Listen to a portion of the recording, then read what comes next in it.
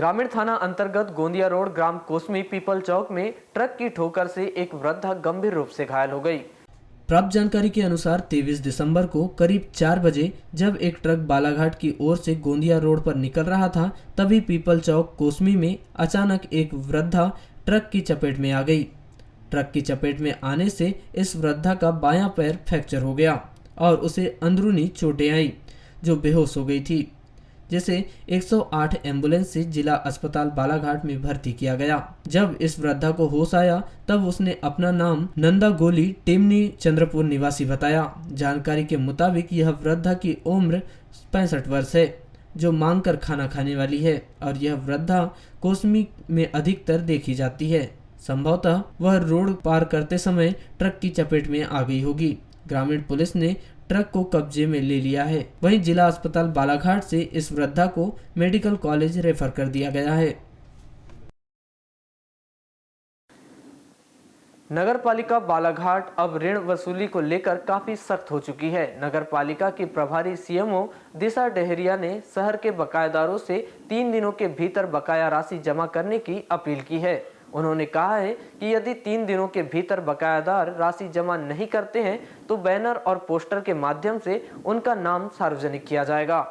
आपको बता दें कि नगर पालिका या विद्युत मंडल छोटे बकायेदारों और उपभोक्ताओं से राशि वसूली करने को लेकर जो दम्भ जिम्मेदारों द्वारा दिखाया जाता है, उस दम्भ के बड़े बकायेदारों और उपभोक्ताओं के आगे हवा निकल जाती है।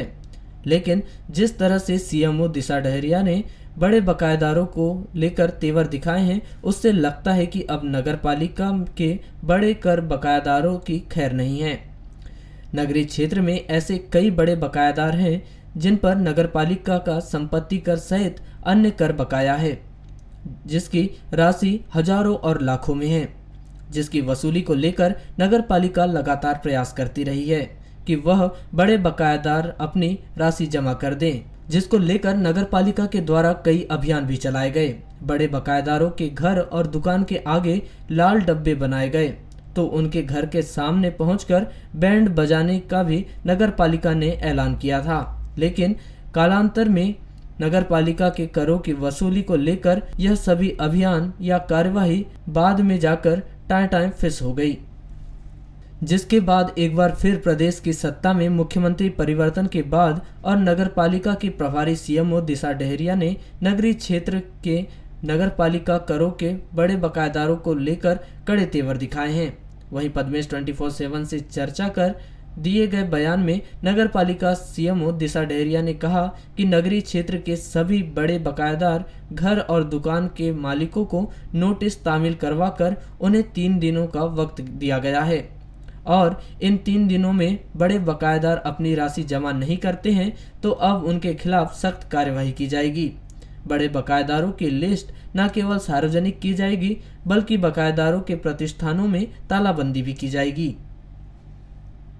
वहीं सूत्रों से मिली जानकारी के अनुसार नगर पालिका नगरीय क्षेत्र के लगभग 300 छोटे बड़े बकायेदारों पर करों की लगभग 1 करोड़ रुपए से भी ज्यादा की राशि बकाया है, जिसके जमा होने से नगर पालिका के कर्मचारियों की वेतन से लेकर कई वित्तीय संकट का निराकरण होगा। अब 3 दिन बाद देखना यह होगा कि आखिरकार जिस प्रकार से नगर पालिका के प्रभारी मुख्य नगर पालिका अधिकारी दिशा डहेरिया द्वारा जिस प्रकार से 3 दिनों के भीतर बड़े बकायेदारों पर कार्रवाई किए जाने की बात कही जा रही है, क्या वह सही में 3 दिन बाद बड़े बकायेदारों की खैर नहीं या फिर आदेश पहले जैसे ठंडे बस्ते में जाता है। मेरा नगर पालिका परिषद बालाघाट के नगरवासियों से अपील है कि आप लोगों के ऊपर जो कर बकाया है आप समय सीमा में कर को अदा कर दें। नगर पालिका परिषद बालाघाट एक मुहिम अभी चला रही है। आप लोगों को नोटिसेस भी समय सीमा में जारी किए गए हैं। आपको अंतिम रूप से 3 दिन का अवसर प्रदान किया जा रहा है। जिनके ऊपर सालों से हजारों रुपए या लाखों रुपए बकाया है, वे कृपया समय सीमा में आकर पैसे हमारे कार्यालय में जमा कर दें। अन्यथा की स्थिति में आप सभी के नाम सार्वजनिक किए जाएंगे, सार्वजनिक सूचना का प्रकाशन किया जाएगा, मुख्य स्थानों पे होर्डिंग्स लगाए जाएंगे, जिसकी जवाबदारी आप लोगों की स्वयं की होगी। नगर पालिका को सहयोग की अपेक्षा है आप लोगों से। कृपया नगर पालिका परिषद बालाघाट को सहयोग प्रदान करें। इन दिनों शहर के बस स्टैंड में अव्यवस्थाओं से यहां आने जाने वाले लोगों को काफी परेशानियों का सामना करना पड़ रहा है। वहीं शहर के बस स्टैंड में दिन भर इधर से उधर आने जाने वाली बसें व्यवस्थित नहीं होने से बस स्टैंड में भीड़ का आलम देखा जा रहा है। आपको बता दें कि नगरपालिका चुनाव के समय यहां के जिम्मेदारों द्वारा चुनाव से पहले यह कहा गया था कि शहर के बस स्टैंड को मॉडल बस स्टैंड की तर्ज पर बनाया जाएगा, किंतु चुनाव जीतने के बाद से लेकर अब तक शहर के बस स्टैंड पर नगरपालिका के द्वारा कोई भी ध्यान नहीं दिया गया है और न यहां पर खुली पुलिस चौकी में कोई आला अधिकारी बैठ रहे हैं, जिस कारण से भी इन दिनों शहर के बस स्टैंड में अव्यवस्थाएं साफ नजर आ रही है। आपको बता दें कि जिस प्रकार से बस स्टैंड में पुलिस चौकी खोली गई थी ताकि यहां पर हो रही अव्यवस्था और सुरक्षा की दृष्टि से किसी को कोई परेशानी है तो वह बस स्टैंड चौकी में जाकर पुलिस कर्मियों से संपर्क कर सकता है, किंतु इन दिनों बस स्टैंड में पुलिस चौकी बंद रहती है और यहां कोई भी पुलिस कर्मचारी उपस्थित नहीं रहते हैं, जिस कारण बस स्टैंड की व्यवस्था दिन प्रतिदिन बिगड़ती ही जा रही है। आपको बता दें कि चुनाव के समय नगरपालिका में बैठे जनप्रतिनिधियों के द्वारा यह भी कहा गया था कि जैसे ही नगरपालिका में वह आएंगे तो वैसे ही शहर के बस स्टैंड को मॉडल बस स्टैंड की तर्ज पर बनाएंगे और यहां पर यात्री सहित सभी को अच्छी सुविधा मिलेगी, किंतु आज तक नगरपालिका द्वारा कोई भी काम मॉडल बस स्टैंड बनाने को लेकर नहीं किया गया है।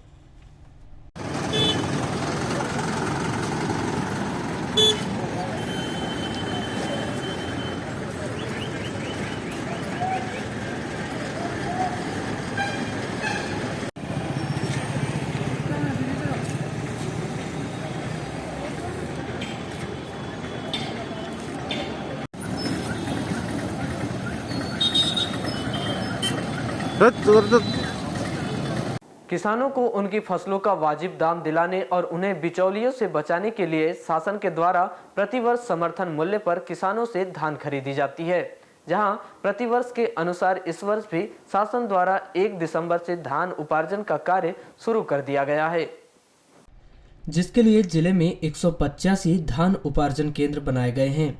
इस वर्ष समर्थन मूल्य पर धान बेचने के लिए 1,17,596 किसानों ने अपना पंजीयन करवाया है, जिसमें से 30,035 किसानों ने समर्थन मूल्य पर अपनी धान शासन को बेची है, लेकिन धान बेचे जाने का लंबा समय बीत जाने के बावजूद भी किसानों को समय पर धान का भुगतान नहीं मिल पा रहा है, जिसके चलते किसान काफी परेशान हैं और वे भुगतान की राह तक रहे हैं।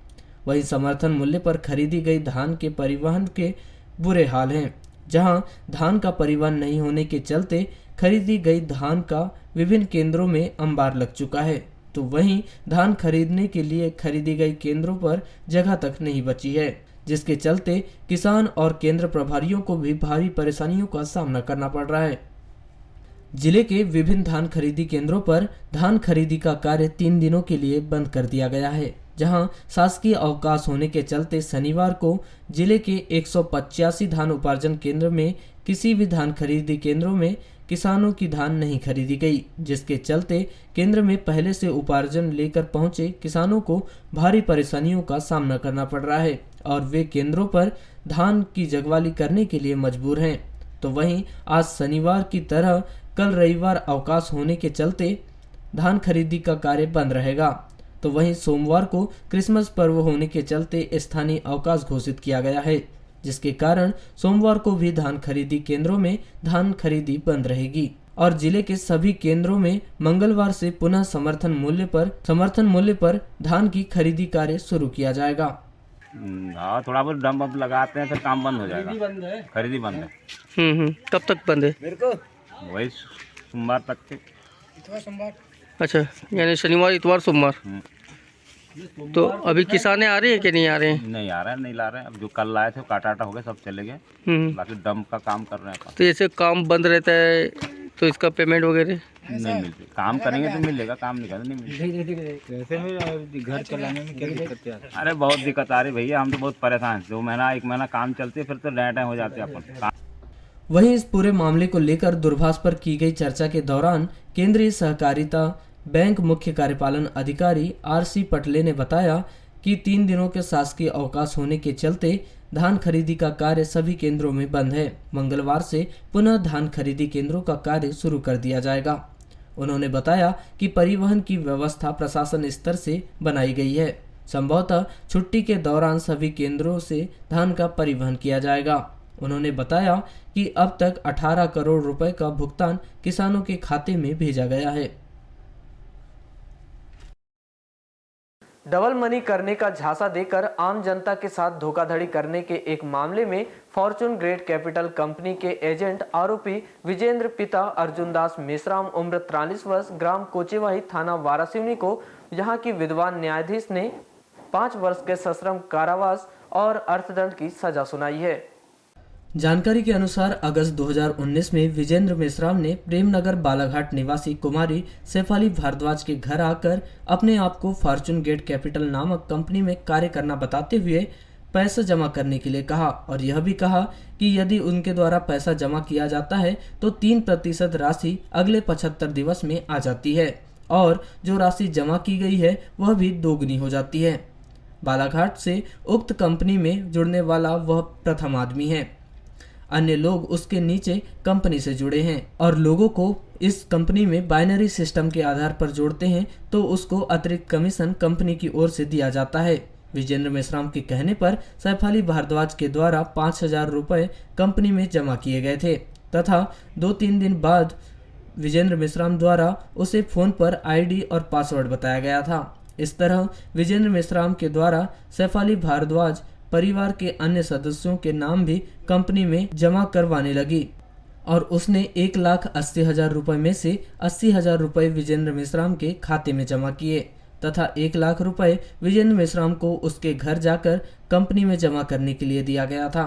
इसके कुछ दिन बाद कंपनी में जमा की गई राशि का 3% के हिसाब से लगभग 17,000 रुपए शेफाली भारद्वाज के खाते में आए, किंतु 3 जनवरी 2020 से कंपनी के द्वारा 3% की राशि खाते में आना बंद कर दी गई, जिसके बाद 9 जनवरी 2020 को कंपनी के एमडी जफर अली, एडमिन शंकर प्रभु, मोर्गन अर्जुन उमेश, अकाउंटेंट अब्बू शेख और मोर्गन नामक व्यक्ति बालाघाट आए थे, जिन्होंने शीतल पैलेस होटल में सेमिनार लिए थे और सभी को आश्वस्त किया था कि आप लोगों का पैसा कंपनी द्वारा वापस किया जाएगा और नवीन स्कीम के बारे में भी समझाया गया था। इसके बाद वे लोग कोयम्बटूर वापस चले गए थे, जिनके वापस जाने के बाद उनके द्वारा कंपनी की वेबसाइट डिलीट कर दी गई तथा सभी संपर्क से गायब हो गए। किंतु कंपनी में पैसा जमा करते समय आरोपी विजेंद्र मेश्राम ने यह जिम्मेदारी लिया था और विश्वास दिलाया था कि उनका पैसा वह वापस करेगा। विजेंद्र मेश्राम के द्वारा 18,000 रुपए की राशि किस्तों में जमा की गई थी। इस प्रकार विजेंद्र मेश्राम व फॉर्चून ग्रेट कैपिटल कंपनी के संचालक के द्वारा धोखाधड़ी कर दोगुना पैसे का लालच देकर पैसा जमा करवाया था और राशि का गबन कर दिए थे, जिसकी शिकायत कुमारी शेफाली भारद्वाज के द्वारा कोतवाली थाने में की गई थी। कोतवाली बालाघाट में विजेंद्र मेश्राम के विरुद्ध अपराध क्रमांक 319/2020 में धारा 420, 120B, 100, 34 भारतीय दंड विधान, धारा 6(1) मध्य प्रदेश निक्षेपकों की हितों में संरक्षण अधिनियम 2000 के तहत अपराध दर्ज किया गया और इस अपराध में विजेंद्र मेश्राम को गिरफ्तार किया गया था। यह मामला हाल ही में विद्वान अपर सत्र न्यायाधीश श्रीमती नौशीन खान की अदालत में चला। विद्वान अदालत में चले इस मामले में अभियोजन पक्ष आरोपी विजेंद्र मेश्राम के विरुद्ध आरोपित अपराध सिद्ध करने में सफल रहा। मध्य प्रदेश फुटबॉल संघ और जिला फुटबॉल संघ के सहयोग से नगर के मुन्ना स्टेडियम में 10 दिसंबर से आयोजित Madhya Pradesh football premiere league प्रतियोगिता में 23 दिसंबर को FC बुरहानपुर बनाम पुलिस बॉयज बालाघाट के मध्य मैच खेला गया, जो बुरहानपुर के नाम रहा।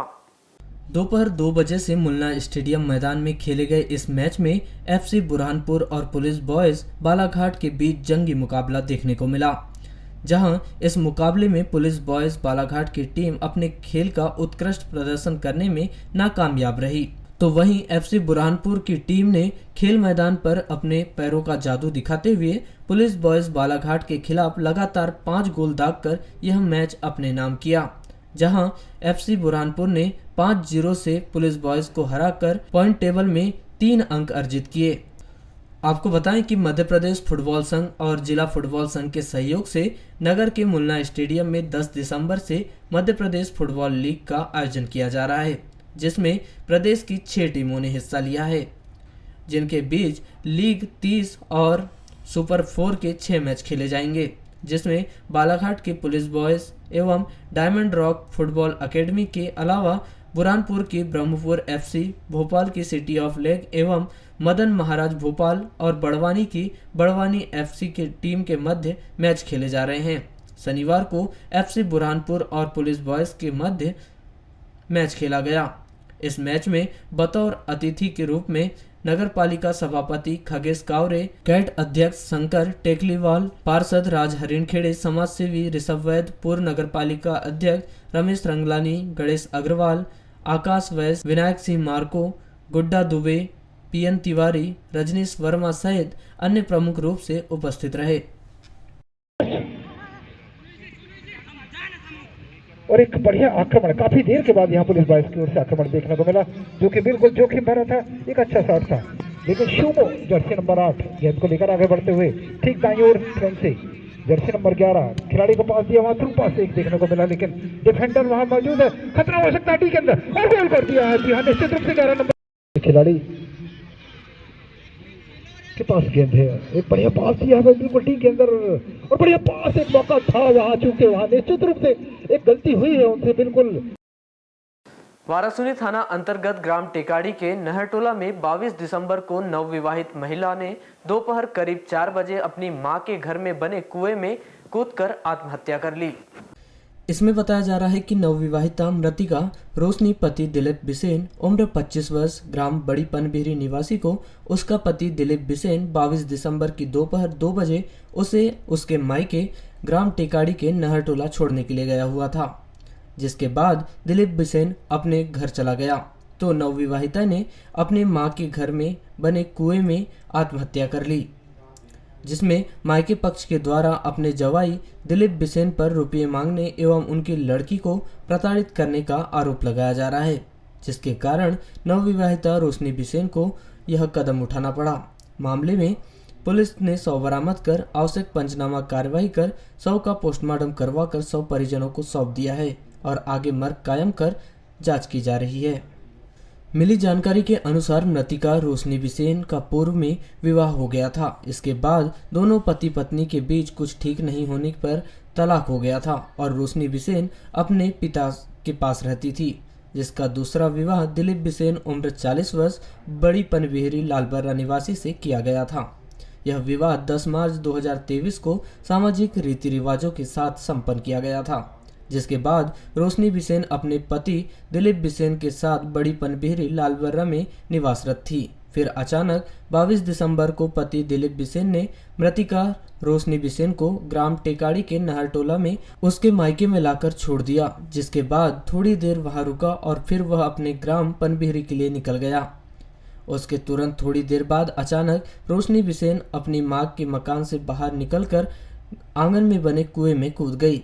इस दौरान घर में केवल अकेली मां थी, पिता कार्य से बाहर गए हुए थे, वहीं भाई दूसरे शहर गया हुआ था।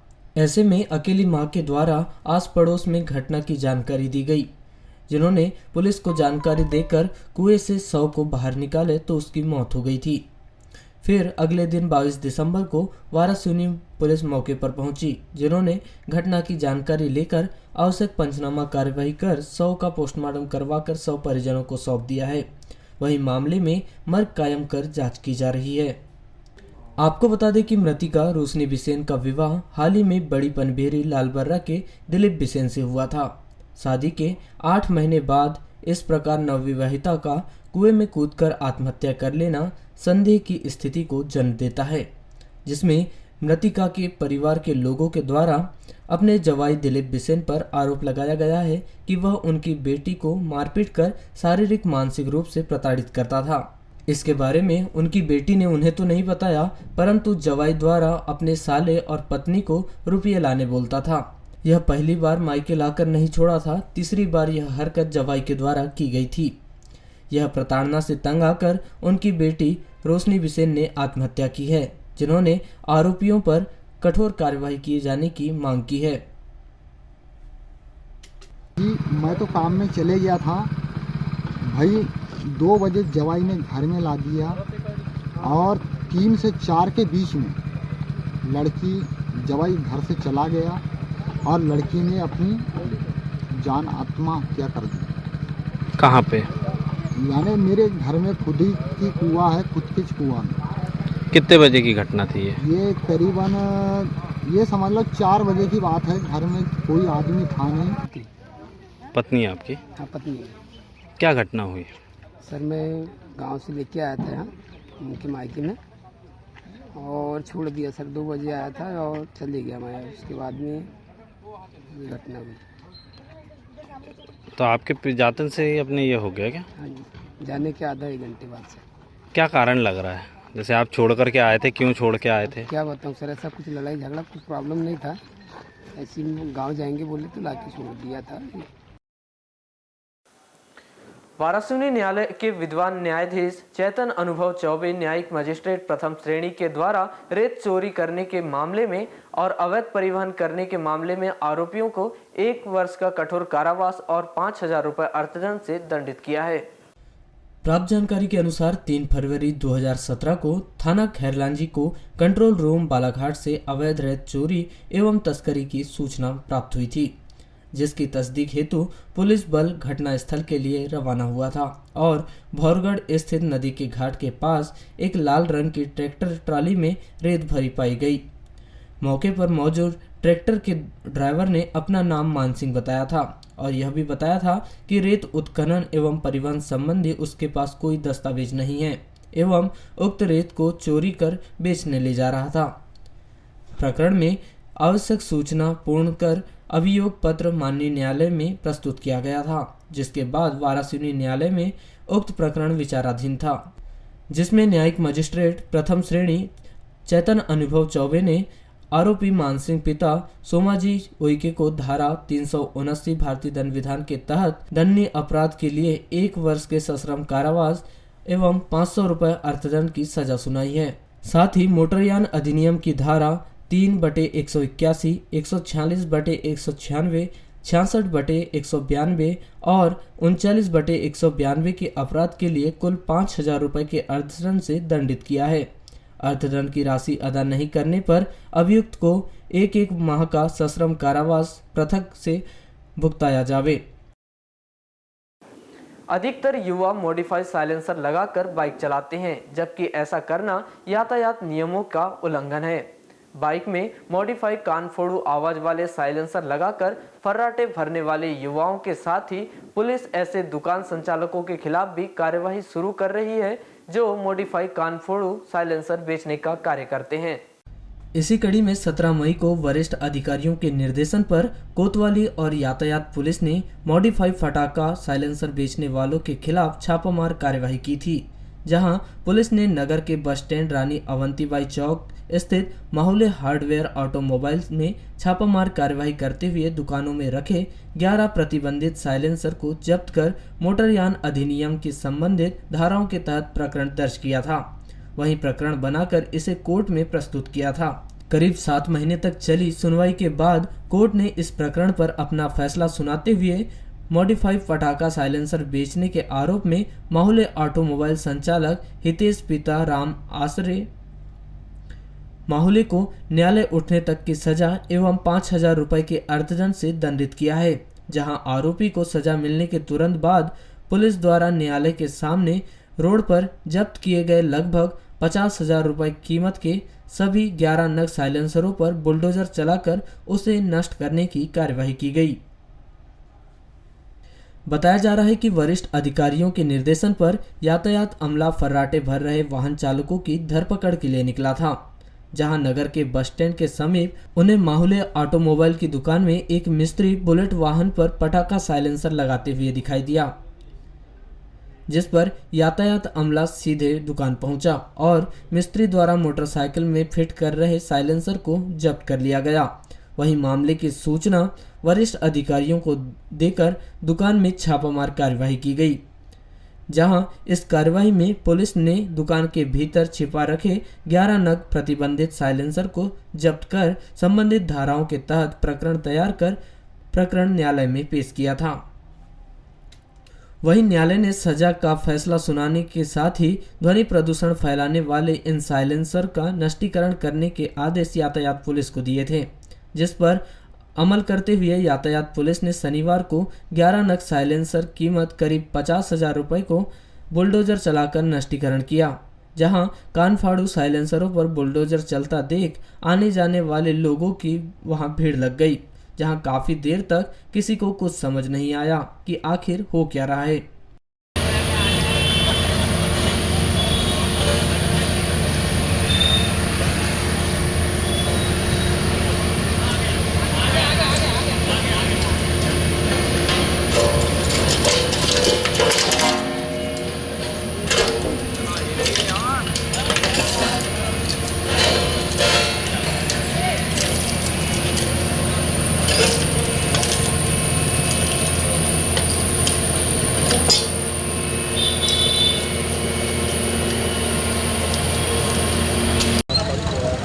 पूर्व में बालाघाट से थोड़ी वाले साइलेंसर शिकायत आ रही थी, लोग लगा के तो उसके तहत थाना यातायात में कार्रवाई की गई थी।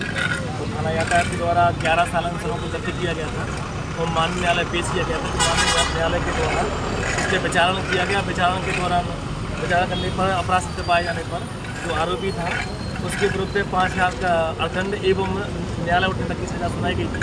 साथ ही जो साइलेंसर जब्त किए गए थे उनकी नष्टीकरण की कार्रवाई के लिए आदेश दिया गया था।